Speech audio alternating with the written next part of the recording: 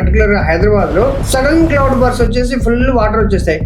దాంట్లో car run చేయొచ్చా? Problem అదే, ముందు వెహికల్ వెళ్ళిపోతుందని నేను కూడా వెహికల్ వెళ్ళిపోతాం అనుకుంటాను. స్టార్ట్ చేస్తే స్టార్ట్ అవుతుంది. ఈవెన్ దానికి ఇన్సూరెన్స్ క్లెయిమ్ కూడా రాదనుకుంటారు. ఇప్పుడేంటి ఇన్సూరెన్స్ ప్రీమియం మీరు 10,000 ఇచ్చారనుకోండి, ఇంకొక ఏజెంట్ 8,000 ఇస్తారు.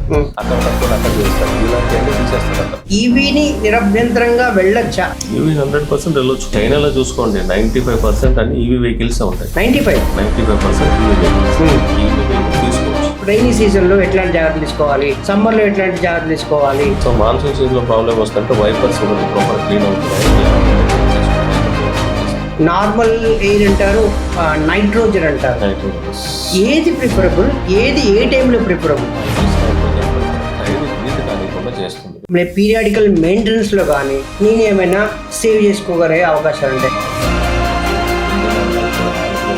ప్రీమియం వెహికల్ నేను బయట నుంచి తెచ్చుకుంటాను తక్కువ బడ్జెట్లో అనుకుంటే, వెహికల్ కొనడానికి తక్కువ వస్తుంది. ఇక్కడ మీద 40 లక్షలు తక్కువ వస్తుంది. కానీ అక్కడి నుంచి మనం ఢిల్లీ నుంచి అక్కడి నుంచి వెహికల్ తెచ్చుకున్న తర్వాత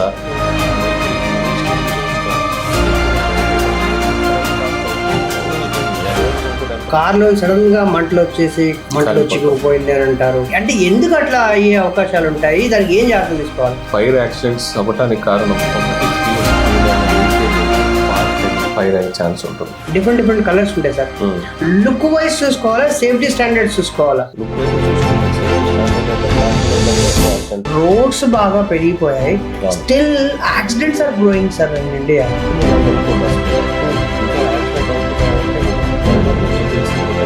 ఎవరైనా కొత్తగా బిజినెస్ పెట్టాలనుకున్న వాళ్ళకి ఇన్వెస్ట్మెంట్ ఇంపార్టెంట్ కాదు. Welcome to straight from the horse mouth podcast.